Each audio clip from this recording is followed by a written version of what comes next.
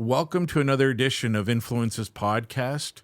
And this is a special edition because I'm actually doing an in-person interview here at the Sleepless Studios here in Toronto with Chicago pioneer house music DJ Gene Hunt.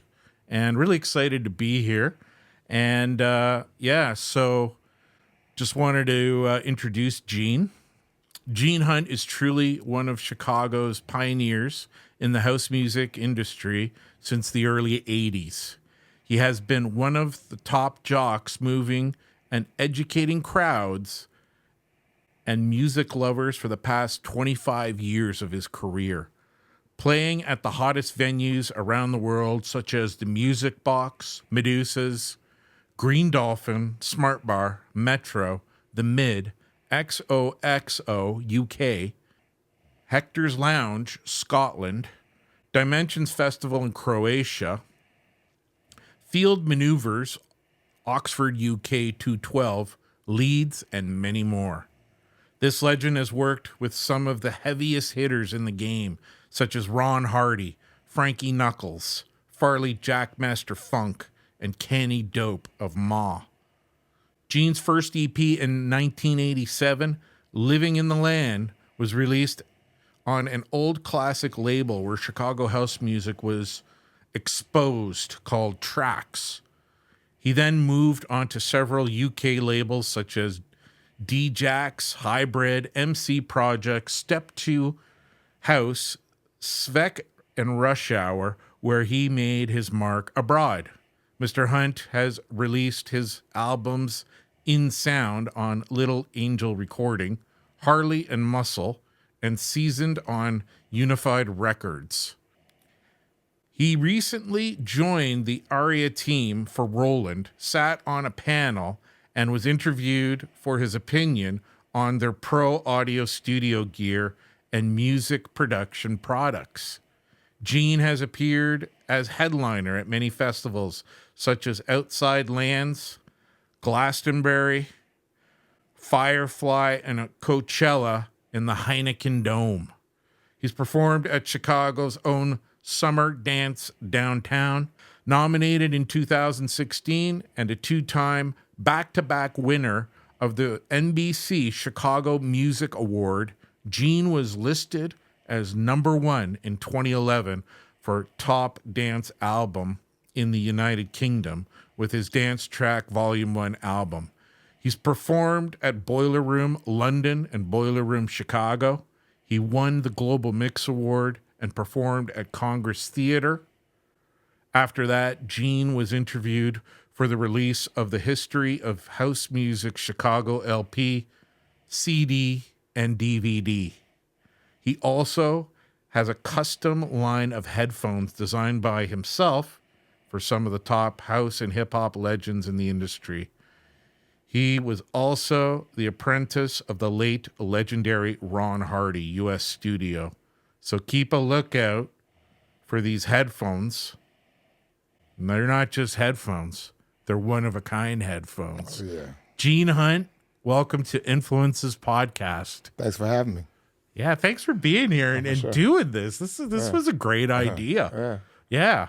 So in the bio, it said you've been a pioneer of house since the early 80s. How did you get into DJing? I started young. It's been more than 25 years, actually. Yeah. Now that I think and reflect on Maybe, it. maybe more like 40? Yeah, pretty much. About 40 and some change.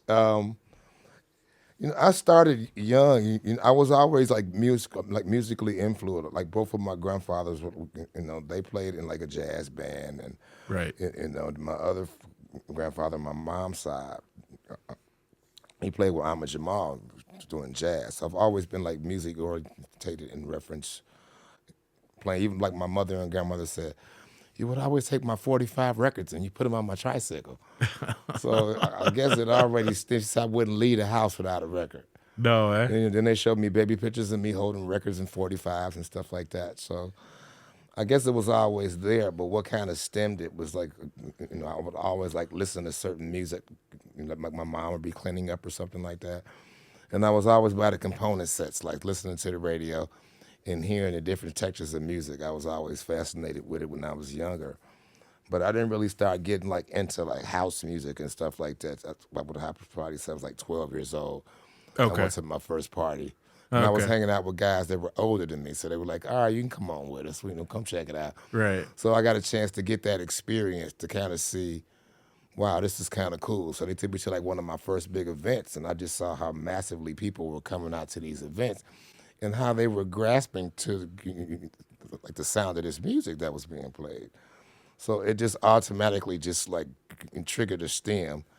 And I'll say about like 1983 maybe. Yeah. I Yeah. started getting like a little influence. I was still in grade school, but I still was, trying to learn this niche of how passionate I was about music. Right. Right. Right. So one day, me and some of my friends, we were playing basketball. Another one of my friends is like, well, man, I'm finna go over to my friend's house and mix. And I'm like, what you mean mix? He's like, he has turntables and, he got a mixer and he mixes records. I was like, can I go? Yeah. He was like, yeah. And so we hopped on his bike and he rolled me over to the house. And when I went upstairs, I saw these dudes. There was like a lot of dudes in the room. They was That's going so through records. cool. And they were like mixing on turntables. They were scratching on this, scratching the Yeah. record, and like doing tricks with the records.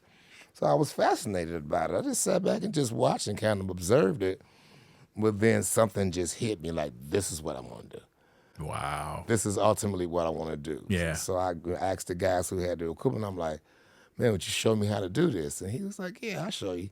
So I was at his house like every day. Right. From that point forth, and I was just learning how to learn the different transitions of how to learn the speeds of records, and this one's too fast, it's not going to fit with this record. Learning how to be able to match the record, match the records, learn the philosophy of them, beats per minute, things of that nature. So I was just kind of learning like some of the basics. So that would just I'm stimulate. wondering, with your friend that you went over to the guy's house, did he actually have like Technique 1200s? No, he didn't. No, He eh? didn't. No, he didn't have the. This was like, this equipment was like some barely alive equipment, but they just made it work. Like it was like belt drive turntables. Yeah. Like one of them didn't have a pitch control. The I was other gonna one did. say they have pitch control at least. The mixer was a little like banged up, but Yeah. that was the beauty of it. Right. But that was the beautiful part. It wasn't the state of art, like the state of the art industry standard stuff. Like they just got some turntables, they put it together, and they made what they had work well for them.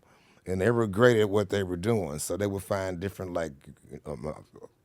and for example, one of the turntables was a straight arm. Yeah, And yeah, it had yeah. a belt drive. Yeah. So he would put like a nickel or put some weight on the needle so that way he could scratch on it. Like he found different ways of how to make his own version of a 1200. Wow. And it still worked out. Like one turntable didn't have a pitch control. The other one did. So you had to slow this one down so that way you can get this record to work. So it was different ways of being taught more or less without the state of the art stuff to learning how to use what you can have at that moment in time. That's what just made it. it amazing, and that's what made it fun because it wasn't the good stuff. It was like some stuff put together. Yeah. And you had to use your mind and you had to use your skills. So that was the good part Well, about that. that's the learning process thing. I of growing mean, up. nowadays it might be a little easier for some folks, Yeah, like yeah. with the electronic stuff. Yeah. But I like hearing these stories of yeah. like back in the day because that's a little bit of how I started. Like Okay. my dad used to we used to go to garage sales and grab turntables and Right. belt drive stuff, no Right. pitch control, and Right. yeah, it was interesting in how to manipulate music back then. So I'm just wondering from that, I mean, it's kind of a big leap, but how do you consider yourself a pioneer of house music? Well, I mean, for one, when you sit back, you think house music was birthed in like 1981. So you still had like the disco era, and there are guys that are a lot older than me, where it's like we got these generational stages of DJs that played in the 80s. It was right when house music started to become a conglomerate of Chicago house. Right. It's ironic how I got a whiff of it, like early 83, 84, but I didn't really start to flourish until maybe 2 years after that, or 2, 3 years after Yeah. that. So there were guys that were already existing. You know, you had the Hot Mix 5 on the radio. That was, you know, it was 5 DJs that would play on the Hot Mix 5. You had the underground scenarios going where you had like the playground, you had the, you know, candy store, you had the music box, you know, and the warehouse and all that type of stuff was going on. So you had Frankie doing the underground stuff, you know, on a Friday. Ron Hardy would be like the Saturday at the U.S. studio parties. And then you have like your other little parties that was going on Right. around the city. So everybody was kind of like in conjunction. Jesse Sanders making records, Chip E making records and stuff like that. So they were more or less, you know, like the people that were like producing. They were already DJs and they were already seasoned DJs, but they started to break off into the other phase of their talents, you know, by producing and putting out vinyl records. And that's when we start, you know, creating that house music sound. Yeah. So for me to be there, like right at the point where it was getting into his stages of evolving, it's just that my timing was right, you know, for me to be young and to be able to play with guys that were twice my age, but my desire to be hungry, I was able to get in, you know, like right into that niche of when things were starting to turn and form into what we call house music today. Right, right, So right. you sit back and reflect, I've been playing records since 1984. Wow. It's 2025. Yeah, so You that's know, 41 so, years. I guess I'll have right. to edit that bio. Right, so when you take that time frame of how you've seen the change of not only technology, but like when I was playing, we just had turntables, you know, on a tape deck with a pitch control or reel to reel with a pitch control. So if we needed to play like exclusive things that were out that producers made, we would have it on a cassette Right, or we would have it on a reel to reel or a tape. right. You know, the CD player wasn't invented then, and there was no such thing as CDs. There was No. no CDs. There was no USBs. No. There was no CDJs. None of that was existed yet. So this is the part where you had to go do your record digging, and then that you also had to have like reel to reel or cassette with pitch to play exclusive things at the party. So you just basically had the turntables. You would bring your tape deck with the pitch, or you would bring your reel to reel. And I could see at certain types when I was playing, like back in those teenage times, you know, 13 years old, I would bring my reel to reel and my tape deck to the party, and I wouldn't even use the turntables. I would just play exclusive remixes and edits off the reels and the tapes. Wow. And I would just turn the turntables off, Wow. you know, and just mix with both consoles. So that's what kind of was like the separator for me, because they was like, well, this is a little boy. Like, what are you doing here? Aren't you supposed to be down there with the kids? I'm like, no, I'm about to DJ. Really? And I'm like, yeah. I mean, so I was already like doing my homework and doing my research to know like who were the top guys or who was the guys that was in this house music scene per se that were the popular guys that people liked to hear. Who was the top dog? Who was this, you know, who was the guy who did this? Who was the guy? So once I started to pick down that list and that line of individuals that I like to hear Yeah. and that I admired, you know, I didn't know any of these guys. I had to build relationships with all these people, but throughout the course of time, it's like a rookie. Like if a rookie get inducted in the NBA, you know, that rookie year gonna always be interesting for him because it's his first year. So Right, right, right. once he proves himself, Yeah. once he learns how to prove himself, then he builds his own his own name and his own structure of event. But you know, when you're a rookie, you got to go through rookie stuff. You know, Yeah. that's the whole process of, you know, once you prove yourself, and then you be known, then you get an opportunity to participate with the big boys and the big shots because you've proved yourself to be worthy of the talent that you have. But so Absolutely. it's always a climb that you have to go through. So that's a great answer, by the Yeah, way. yeah, I love that yeah, fulsome yeah, answer with yeah, that. Gives yeah. me gives us like me and the audience a real perspective Yeah. on this, right? Yeah, you got to see the transitional times of it because it was like it was, you know, in its very premature stage, but you could see something really magnificent brewing from it. And as a result, when you look back 40 years later, you see now that it has a lot more presence than what we would have imagined it to be. And just start off just being just some little underground events that people would like get together and share this compassion of how much they love house Yeah. music per se, but Right. didn't realize that it would spread throughout different places of the like corners of the earth, and now it's this big phenomenal thing now. Yeah. So you've played at some iconic clubs over the years. A couple that pop up for me are Music Box and Smart Bar. Yeah. Smart Bar is actually somewhere I really want to go in Chicago. What was playing those venues like, and how have these clubs changed over the years? Well, Smart Bar is like it's what you call like a very household traditional, near North Side club that's been there, and like Metro and Smart Bar is like Metro is right next door to Smart Bar, but Metro throws things that are on a different category. But I did a party one night called Freak Easy, and I didn't realize that they just had two sliding doors, so they opened up, so the whole party was going through Smart Bar through Metro.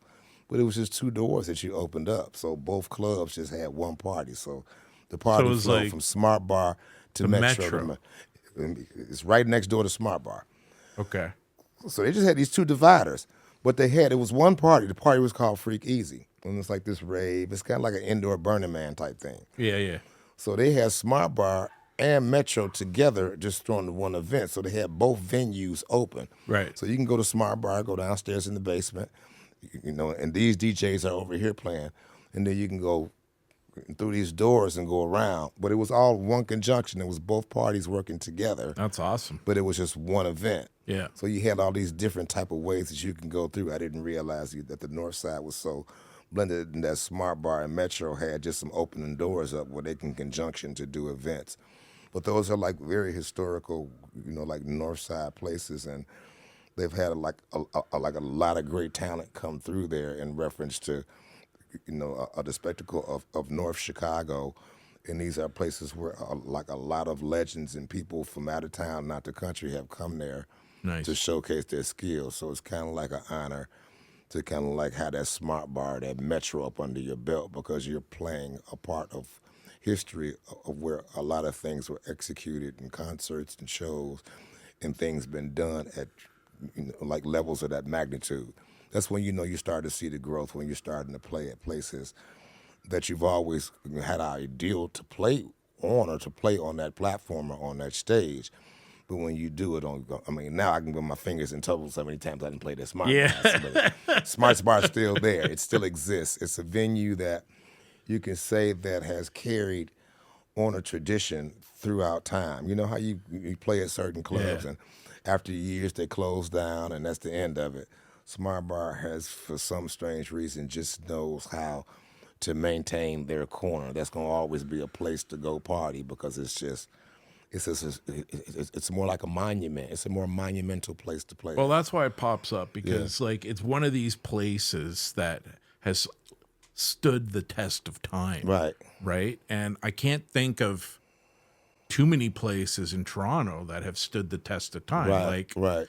I mean, I've seen Mark Farina in a number of different venues across Toronto. Right. We used to have Industry where he was a resident there, right? And that closed down. That was iconic. The government here was iconic. But I can't put my finger on one in Toronto, but I can in Chicago. Right. So that's why I wanted to ask you that. San Francisco has like has a monumental place. It's called the End Up. Yeah. And it's been there since the 70s. Wow. But it still exists now. It's still... That's so cool. It's still a place that still has texture. I want to say 1974. Yeah. And California has a place too called the Catch One. I'll be playing there with Spinner and Aaron Parr on the 12th. And actually, that's in Los Angeles. Ron Hardy used to play at the Catch. Wow. Ron Hardy played at the Catch. Yeah. So the Catch is like another My Ron one of Hardy the- questions are coming up, but go ahead. So it's like some of these venues just know how to handle the test of time, where I guess their political structure was correct, the aldermen or precinct captains, whatever the area is, where some places just have that, they're just known to have that longevity. Yeah. And that's the beauty of certain places. We still need places like that. Then you have new places that come and go and so forth. But when you got places that's iconic like that, it definitely has a lot of history to go with those places, because you've seen it go through decade and decade and still have its consistency. Yeah, So that makes sense.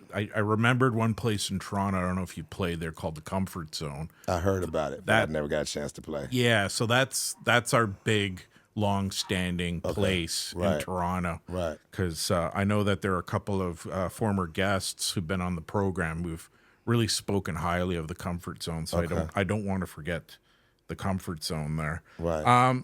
One that really stands out is the legendary Ron Hardy. Right. Right. How did you meet him, and how did you become a apprentice of his? Well, it was funny because we were doing a party, and I never met him before. He never met me before. Right.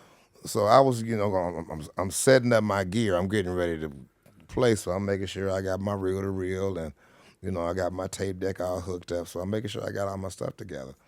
So he steps over there, and he was just curious. He just asked me a question. He was, snooping around. He was like, "Well, aren't you supposed to be like back there with the kids? Like, what are you doing up here?" And I'm like, No.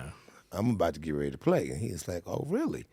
And I'm like, "Yeah, mister." Like, "Yeah, brother. What you talking about?" So I'm getting everything set up. So he's like, "Is this yours?" I'm like, "Yeah, that's mine." "This yours right here?" I'm like, "Yeah." So he just looking at me like, Well, how old were you? "Yeah, like you maybe about 12 or 13 at best." Really? Yeah. Wow. Yeah, so I'm setting up because I know I'm about to open up. You know what I'm Yeah, saying? yeah, I'm paying dues, right? So he was like, I'm really looking forward to seeing this. So then he asked me what my name was. I told him what my name was, and then he said, "Well, how you doing? My name is Ron Hardy. Nice to meet you." And I was like, "Oh my God, like you're Ron Hardy." He's like, "Yeah." I was like, "Oh, okay." He said, I'm really looking forward to see what you're finna do with this equipment." I'm like, "Well, I'm curious." yeah. In fact, he was like, "Okay." As a matter of fact, I'm gonna stick around. So he sat there, stuck around. I got on, I started playing, and then he just came and put his arm around me Yeah. and was like, "What was that you just played?" I said, "Oh, that's a new Robert Owens song." He said, "You know Robert Owens?" I said, "Yeah, I know Larry Heard and Robert Owens, blah, blah, blah." He said, "You're really playing some interesting stuff, you know?" So he, just sat and watched me play. And then he just came up and put his arm around me. He said, "I got a new friend. I got a new buddy." Of course, when he said that to me, I'm just like, wow, like this Yeah. was, yeah, like, Yeah, that's awesome. I mean, yeah, that was a beautiful day for me because I got a chance. I mean, I wasn't nervous. Well, I was kind of like, I mean, Ron Hardy's here, so let me try to make it perfect. It wasn't a nervousness like that. It was just more or less like, I got to prove myself. So whatever it's going to take, I'm going to have to learn how to deal with the criticism or whatever the fact may be. But he ultimately enjoyed it. And it was just like, yeah, so we exchanged numbers. We started getting cool. And then he started turning me on to different music, different records. And then we go record shopping. Then we would hang out. And we just became real tight. He was like my big brother after that. We was just, I mean, he would show me a lot of different songs to break and songs to play. You should play this. You should play this. So he'll dig through stuff and he would just give me stuff and be like, try this out, play this. And I started to learn how to be able to be a little bit more influential with the little talent that I did have, making my own tracks and playing, pause mixing and doing editing. Some of the music that he was giving me was really obscure music to go with the stuff that I was playing. So I was Right. able to formulate my style. I wasn't trying to be like I never tried to be like anybody or nothing like that, but Yeah. I was growing some similarities where it would be the separator, something that would give me a little bit of difference, me playing my own tracks versus the edits and the stuff Ronnie gave me and so forth, and the stuff that I'm creating. It gave me an opportunity to have a little bit more of a boundary when it came down to me playing. So then everybody started to take notice. Right. Like, dude, who is this young boy? This young boy, it's like he's good, like, And then I started, getting around other people, started to get more gigs, and like things started to pick up from that point. But it was good that I was able to have that big brother teaching. Same thing with Frankie. Like he would just always give me stuff like that. Would always give me music and give me stuff like different music to play and try to cultivate from that. So they were like, I was like little brother, and they took me up under their wing, and I was able to have the perks and the privileges that most teenagers didn't have. No, I know, man. Wow, that's great. I'm in nightclubs. I'm 14, 15, 16 years old, man. I'm in 21 older clubs because I had the perk. Yeah, I would yeah, be yeah. playing in certain venues because of the people who I was plugged in or the people that I knew. So I kind of grew up around older. I was always around older people. Like most of the guys that was in the house music game got at least anywhere from 10 to 15 years on me, but I started young. So by me starting young, it's like I didn't have to go through that college going pro. I came right out of grammar school, and I was professionally playing with Lil Lewis and Ron Hardy and Frankie Knuckles and Farley and different people like that. I was coming out the box Wow. in high school, like a freshman in high school. I got parties every weekend. That was my thing, doing my schoolwork, doing my parties on the weekend. That was my life for Wow. 4 years of high school. So my teachers would be like, well, are you going to have your work done? Because we see your name on this big poster outside. And I'm like, yeah. So I had a formula to be able to not get so fascinated with music. I didn't drop out of school or nothing like that. That's I good. just had a great relationship with my teachers, and I would get the lesson plans ahead of time. So I was able to focus on my music, and I was able to still maintain and keep my GPA up at school. Because, of course, if I wasn't doing my grades, my mom wouldn't have let me hang out all night. My mom just, for some reason, my mother and my grandmother trusted me enough and had the right amount of good people around me that were older than me to make sure I was cool, because I was fascinated with this musical journey that I was going through. Yeah, no, and I'm So I was glad you able to do it. mentioned that Yeah. because my thought went immediately to being a high school teacher. Yeah. How did you keep up with your studies? But you Yeah. just told me that, Yeah. and that's great that you had teachers Yeah, to they would give me support their you. lesson plans before. I'd be like, well, what page are we on? Because my teachers knew. They was like, well, we see your name on the flyer. We know you're playing. So how you going to be able to balance your school stuff? So what I would do is I would turn the work in ahead of time.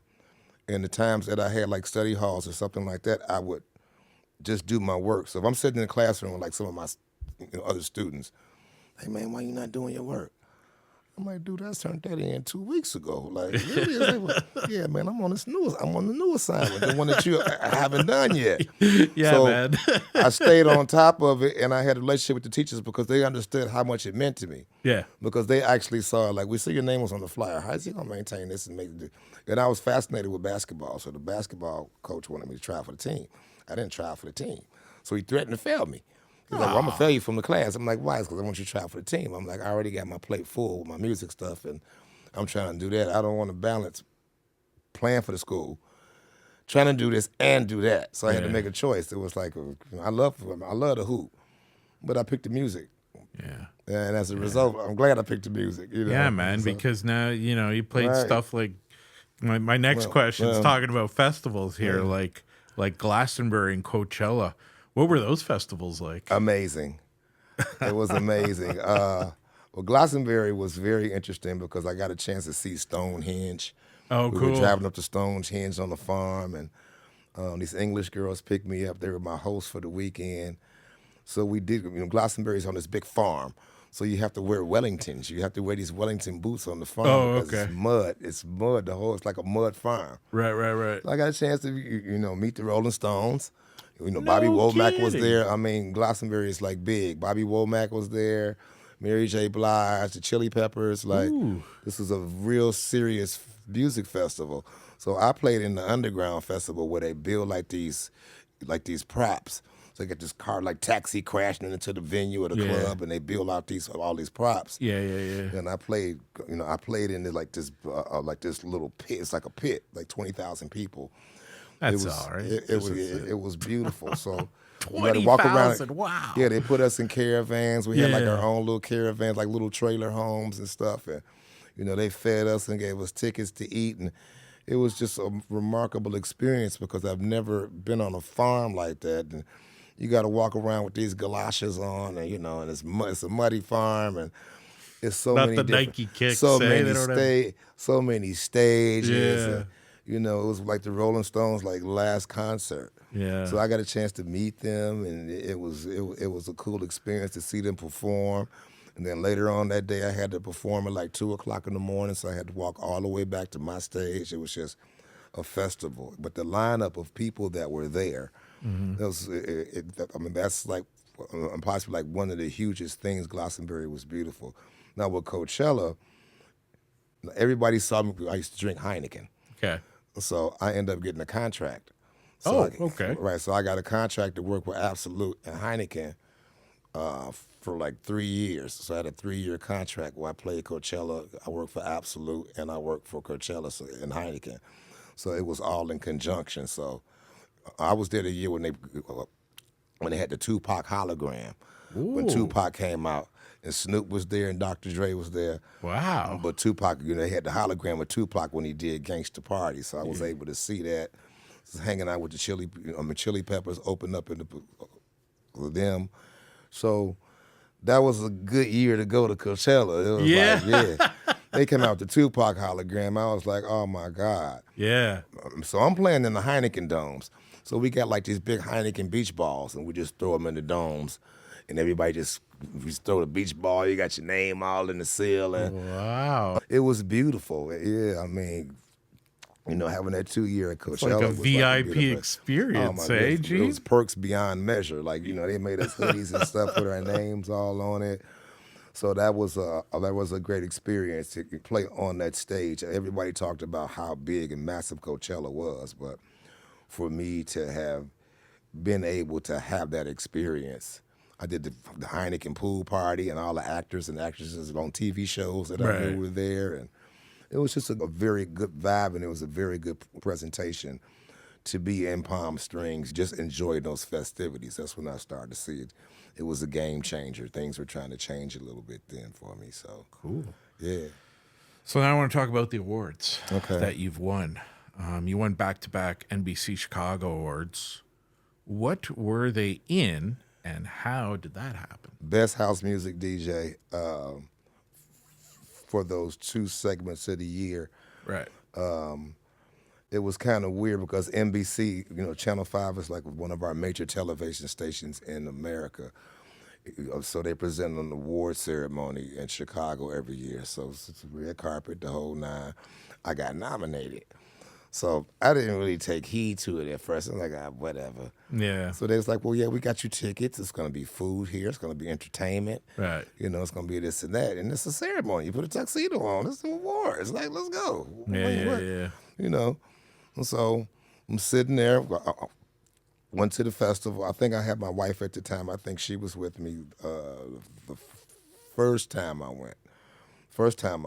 So the first time I went, I won. So when they called me, I was looked at her. I'm like, oh my God, I won. So I went and got my award. So then we had the awards again that next following year. Yeah. I got nominated again. Yeah. So then I won again. Ah. And I was like, okay, so now I got 2. Right, So it was about 3 or 4 more later on. I got nominated. I got nominated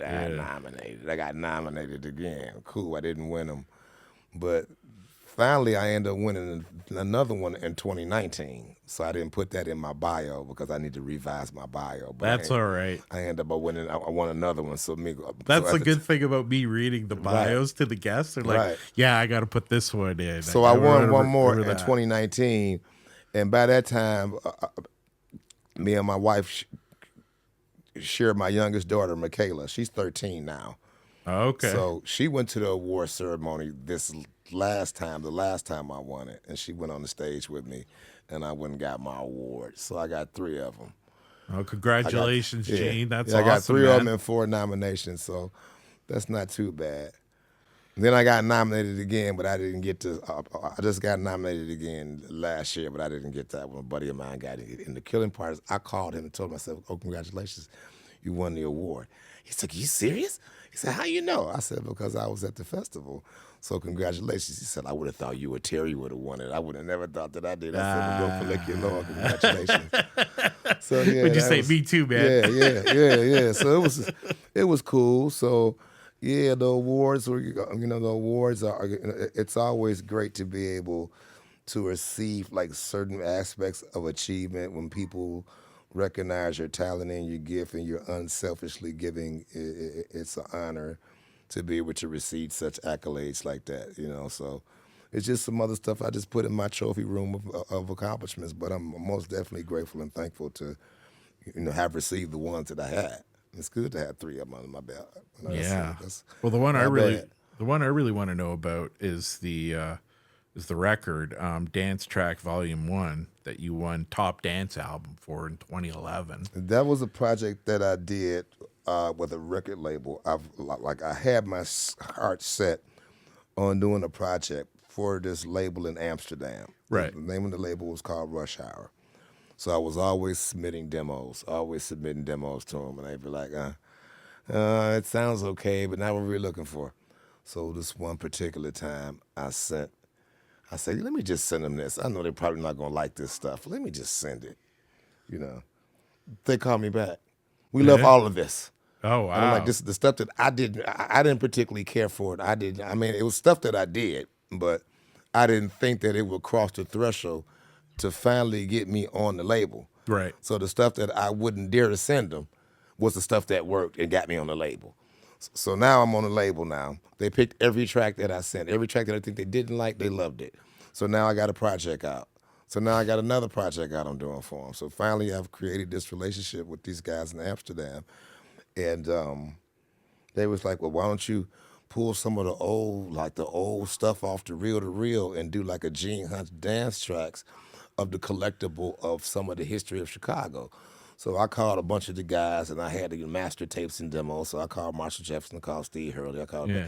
hey man, is it okay if I use this track for this project? They're like, yeah, go ahead. Yeah. I just wanted to ask them first, I didn't want to be like just popping out the blue. So I got permission Oh from yeah, everybody. you're gonna run into trouble Right. if you do that, Well, right? I ran into a little bit, but not as much as it wasn't severe as Yeah. it wasn't to been. But the point of doing it was I just took a bunch of history and I just made a nostalgic piece. I gave everybody their credits and their residuals and so forth, But the whole thing was like it was like a collage, and the cover was made from a collage of all my flyers from when I was like 13 or 14 years old to now. Right. So it's like old pictures of me, old flyers, old posters. They just made it real nostalgic. And it was a double pack. It was pink copy. I had the boy copy and the girl copy. Oh wow. And they're both double packs. Okay. So they give me about 50 or 60 records, and they're like, well, man, I think I'm playing in Berlin. Yeah, I'm playing in Berlin. And I got to play at this place called, it's called a Panorama Bar, Berghoff. So the guy comes in. I said, what you doing with these 2 boxes of records? He said, those are yours. I'm like, what I'm supposed to do with it? He said, I don't know what you're going to do with them. So I got to carry all this stuff back to America. Now, I'm already on my second gig, but I'm sitting up with like 50 or 60 copies of my record. So they couldn't send them to you in Chicago. they could have did that, but I just end up just paying the price just to get them, taken back. I ended up selling some, actually. I had another party I had to do Yeah. in Stuttgart. So I left from Germany, went to Stuttgart. So when I got there, I had like a stack of them, about 20 of them with me. And they was like, wait a minute, is that the second part of your album? Yeah. Because we don't have it yet. I'm like, what you mean? They was like, it's not here yet, man. They didn't send them to us. So I ended up selling them 20 copies when I got to Stuttgart, Germany, because they didn't have the pink ones. They only had the blue ones. All So I right. ended up selling those. And then I had a few more stops I had to go. I ended up selling some of those. So I knocked that weight down a little bit, but I was selling them for like 20 euros, or maybe like 20, 30 euros a record, because I couldn't go back with all that weight. Those records are heavy, plus my It's like $1 million Canadian, so you Right. made some money. You lived here, dude. So don't worry, man. I'm sure it was worth something. Well, I made my money, but Yeah. it wasn't as severe. It wasn't as severe sending everything back.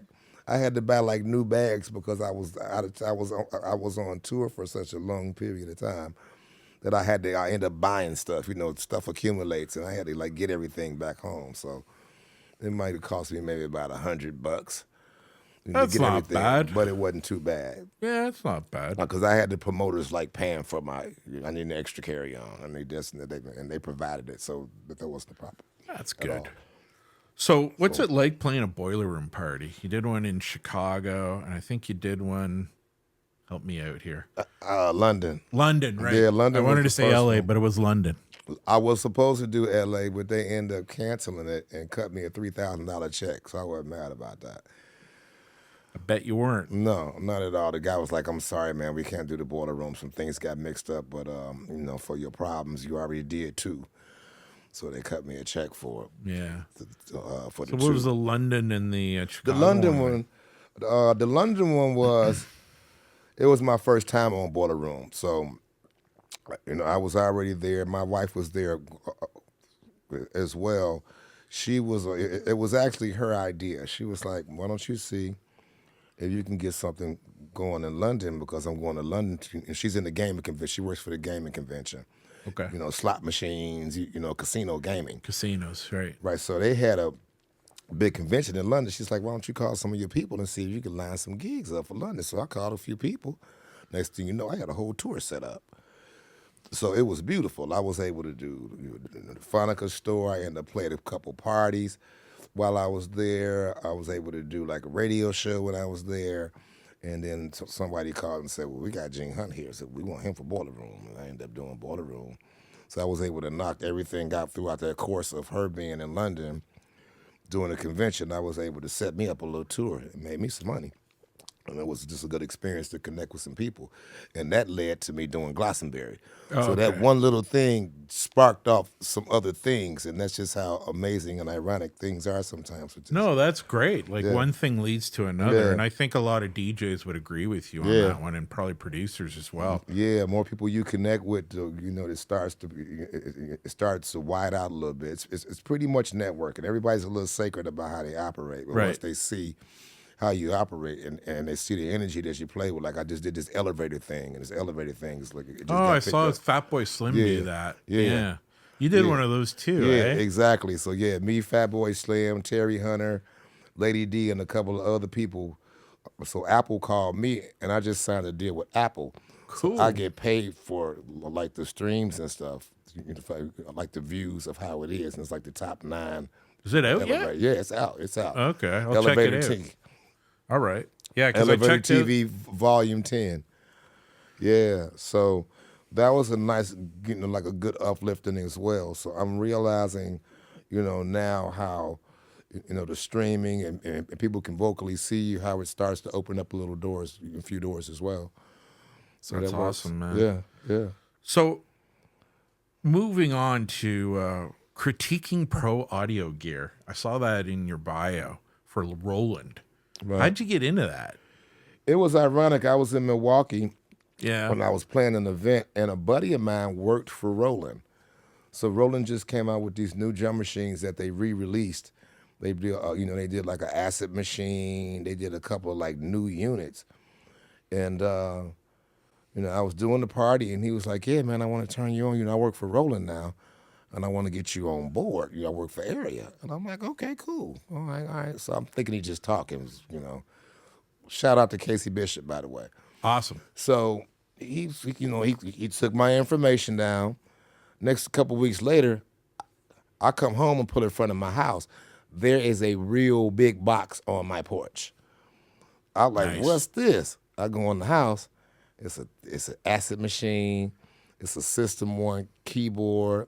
It's a TR-8 drum machine. And, some swag, some stickers, and all the goodies. Welcome to Roland. We were happy to have you.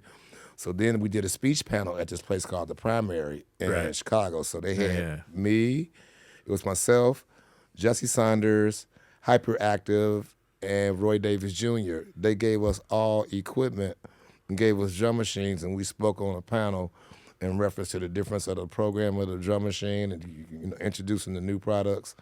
And I thought, we had to get the stuff back. He was like, "No, that's yours."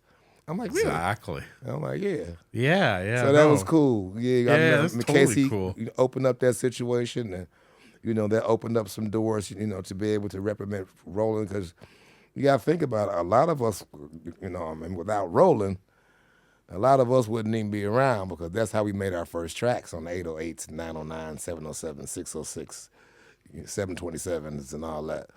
So for a birthday present, my wife at the time, she got my machine like fully blown out. In other words, she made all the drum machines into one. So I have a TR-8, but it has all the Roland drum machines in it. Wow. That's So it's so customized. cool.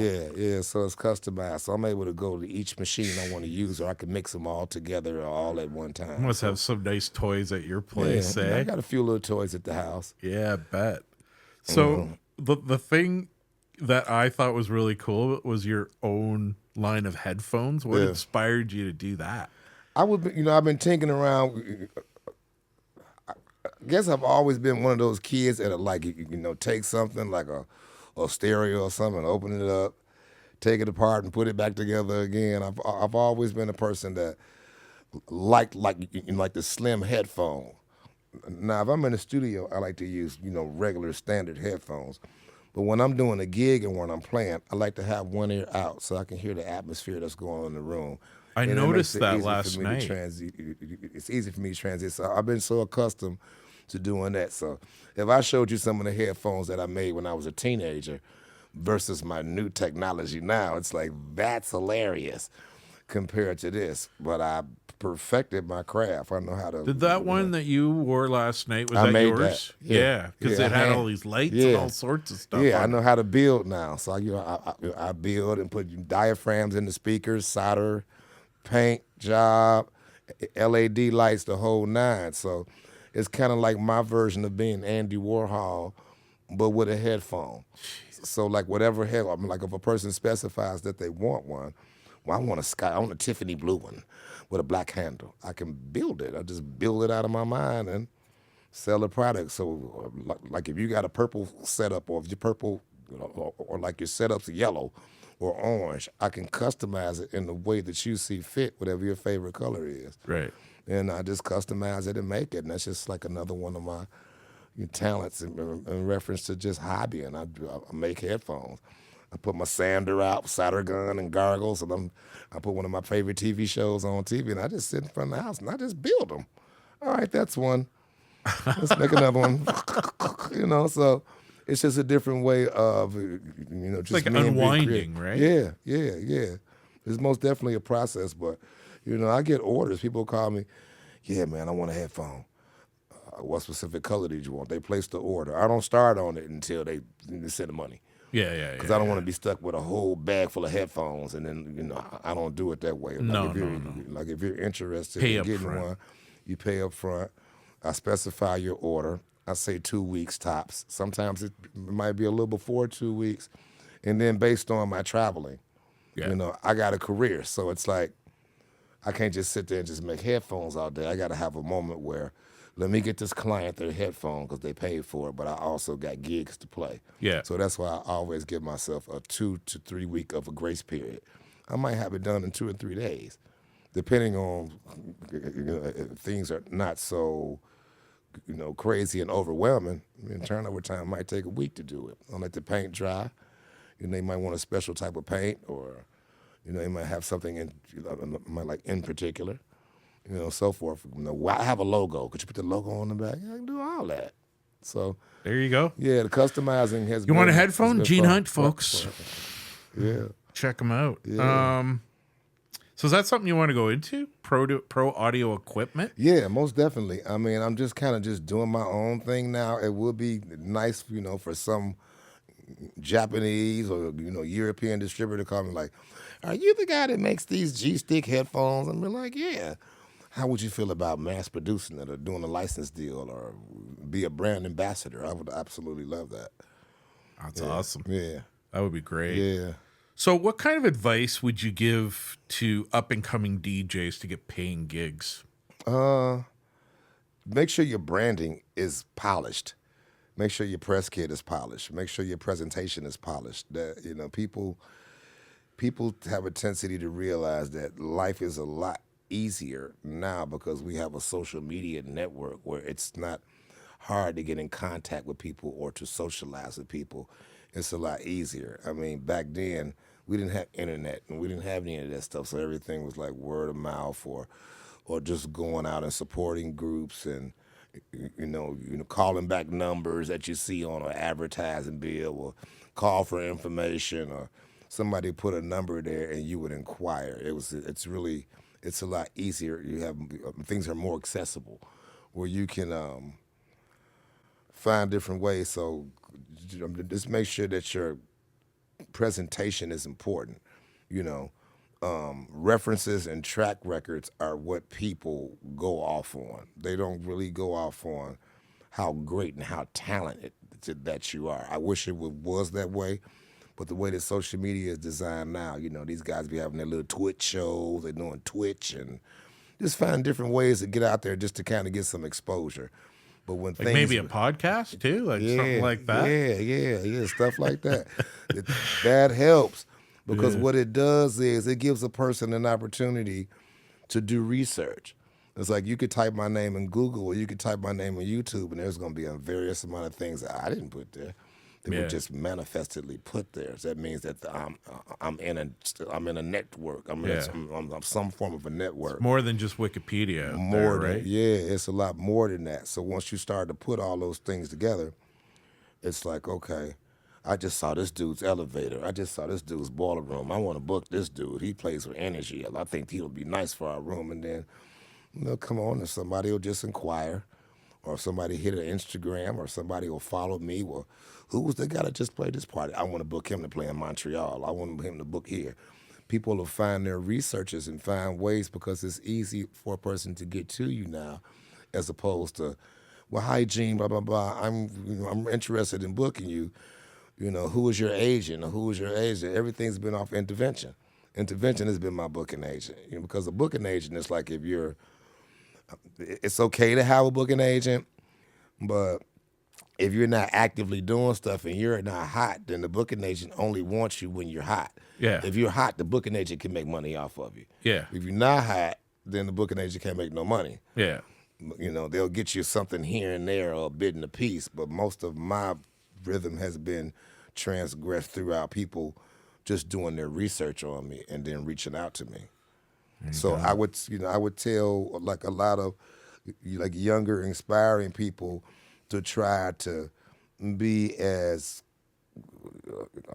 more vibrant as far as good presentation, submitting your music and your mixes, podcasts, like you say, stuff like that, to try to transgress so people can see you build some type of, like a base. You got to start, and then you got to just slowly start putting blocks on it. It's like a small building process that needs to be admitted in order for people to start taking notice. And just being out and around, just networking. Submit your demos. You send a few mixes out, like whatever it takes for people to start taking heed or taking notice of you. And then once people start to listen, you need to book him. He's great. Yeah. Or you need to do this, or just getting plugged in or getting affiliated with somebody that's connected where they can throw you a line, because it's a real tight game. So a lot of people be thinking, well, yeah, man, I've been DJing just as long as you have. Yeah, but you haven't been out here networking. You've been DJing at home. Right. And now you want to try to come out for people to hear you. You should have been out at the time where you wanted to do it. All of a sudden, you kind of waited in that window pass. It's okay to still do it. I got a lot of my friends that have day jobs. Yeah. And they DJ as a hobby. They got equipment. They got the state-of-the-art stuff. And they be wanting to play parties.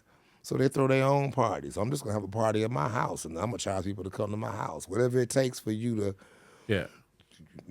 break the barrier, because people get set and they get hooked on already established people. So why you wonder, why is he always going to party? Why is he always playing? Because people are comfortable with those people. I know that people will spend $20 or $25 or $30 to come hear this person play. Nobody knows you. You haven't proved yourself, so nobody's going to show up at the party. They got to put you on with somebody that has a name or somebody that's already established, so they can feel comfortable about the $25 they're going to spend, because they're not going to take a chance on you. And you might be a great DJ. Right. And there's no criticism towards that other person, but you got to crawl before you walk. So what we would do is we'll take like a lot of guys that got a big name, and then we'll put you on that flyer with those big names, and that'll boost up your morale a little bit, and then you'll start to move up the ladder in reference to being more noticed. And then people start to see you playing with bigger names, and then they feel more comfortable to allow you to come into the sanctum of their spirit.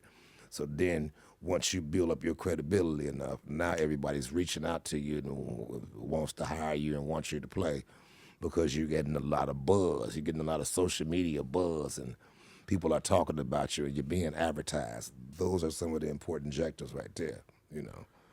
It's great yeah, advice. yeah, That's, yeah. again, fulsome. Aside from the people who you mentioned in the previous answers to my questions, who do you consider the most influential on you and why? It's bits and pieces of them If you had to choose one, if there that was one. if I had to say who was very influential, I would say Ryan was, because Ryan was more the stern one. Like Frankie was like more or less like, he would spoil me. It wasn't more like like with Ryan, it was more of a drill. It was more like like a drill sergeant at boot camp. Yeah. Like, he would. Tough love? Yeah, yeah, Yeah. most definitely. But in a way of tuning my psyche in, me not really being aware of how tough he's making me through the process, you know. And the reason why I say that is because one time we were hanging out, and I was like, man, why you being so hard? I said, man, why you be so hard on me? He said, you know why I be so hard on you? He said, because I'm making a better me. So when he said that, my mindset was already, and him and Frankie be on the phone, they talking, what did you put him through today? Wait, I made him do this, I made him do that, made him do this, made him do that. And I took So him they- out for ice cream. So says they Frankie, laugh, right? So they laughing. All right, so I'm gonna be delicate with him. I'm gonna take him to go get some lunch. And I'm gonna Yeah. give him some music. And you didn't beat him up already. Yeah. And that was the good part about being able to have big brothers, where it's not a story that I have to say, well, I would have loved to have met him. No, like these are my big brothers. Like I've spent time with them Family. in my life, so I could say that. I mean, they've both given me not only the most accentuated advice and and skill set, but they were my big brothers, and they loved me like a little brother, and they made sure that I had the necessities that I needed to go on this journey, because they knew that at one point they might not either be here no more, or I had to learn the process of how they learned the process, Yeah. so I could show somebody else the process, and so forth. So it's been passed. It's been passed on throughout a course of time and a course of generations to be new inspirers to some of the new talent that's coming out Well, that I like it and speaks respect. volumes about the community as Yeah. well, quite Yeah. honestly, because I find guys like you, Stacy, Mark Farina, like very fan friendly. Right. And I do really appreciate that because, Yeah. a guy like me who's just kind of has one season of a podcast, Right. now almost two, right? Right. And you're giving me like a bit of a platform. But see, that's good, because what Yeah. it does is it's also educational, but it's very influential at the same time. So Yeah. Yeah, So that's good to hear.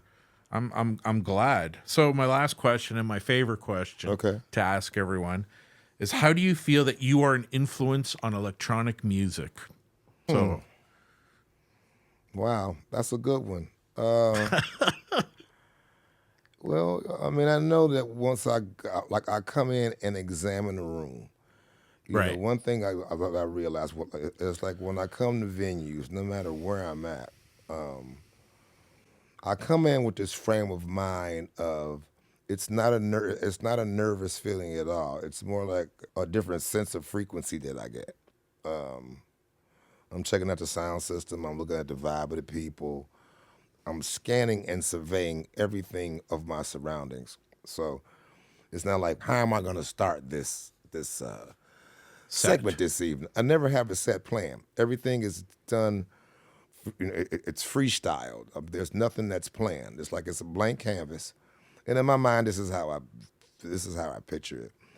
It's a blank canvas, and then I just put the paint brushes and start painting along the way. I just create it and put it all together. It's nothing that I know what I'm going to do. I just got a blank sheet of paper, and I just start to create from that. So I think my influence is not going to a hot spot, or I'm just going to do my usual. I'll just put my usual in. They won't know where. No, everywhere I go, I'm different. Everything I do is different. Everything is off the fly. Everything is cut dry. Because I know if I plan something, I'm not going to enjoy it to make these people enjoy it. So we'll all just be sitting here bored because I don't have a set plan. I'm coming here to entertain you, and I'm coming here to have a good time as well. So I make it fun for us. I don't just make it fun or just plan for myself. And y'all just going to listen to what I want to hear. No, I realize that there are a lot of different spirituals and souls that's in this room. So it requires different textures of different sounds and cultures, whereas this nostalgic, where it's something that was from the 80s, something that was recently done 2 days ago. I'll give you a variety of drums, poetry, gospel, sensation, rhythms, timbales, congas, guitars, saxophones. You're getting a variety of an influence that whole night. You're not just getting just minimalistic music. I mean, you're getting singing, you're getting vocals, you're getting a variety of things. You just don't have to eat this one thing that's on this plate. There is a variety of what you can choose from. It's like a musical buffet.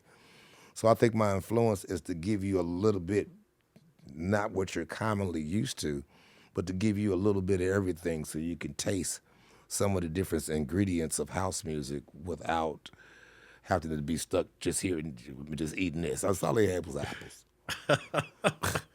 They had no You must have been no a grapes. great English student there, nothing. Gene. like, okay, well, I want something sweet now. Okay, we got some velvet cake over here. We got pies over here. Like, give me a variety. Don't just say this and that. Yeah. Yeah. Well, with that said, I really, really appreciate you doing this. Not a taking problem. time For sure. out and seeing me in Toronto. That's fantastic. Yeah. Ladies and gentlemen, Gene Hunt. Thank you for having me Pioneer. on your show. Yeah, for Yeah. sure. Thanks, man. Please send it to me so that way I can promote you and make it stronger and put it on all my social media stuff. Send me the link so I can put you in play with all the 10 or 20 I'll do people that. I got in there. That's going Yeah, I'll do that, man. I'm really happy for you. Man. I They're going really to love appreciate this. They're going that. to love this. No, Yeah. no, this is great, man. Yeah. Thanks so much. Not a problem. All right. You have been watching and listening to Influences Podcast. Influences Podcast is written, produced, and hosted by yours truly, Jason Harischuk. Also produced by Angela Churchill, aka Purple Sapphire. My social media consultant is Christina Laukkanen, also known as My Girl Tuesday. Check out Influences Podcast on Instagram at influences_podcast. That's influences_podcast. Thanks for watching and listening.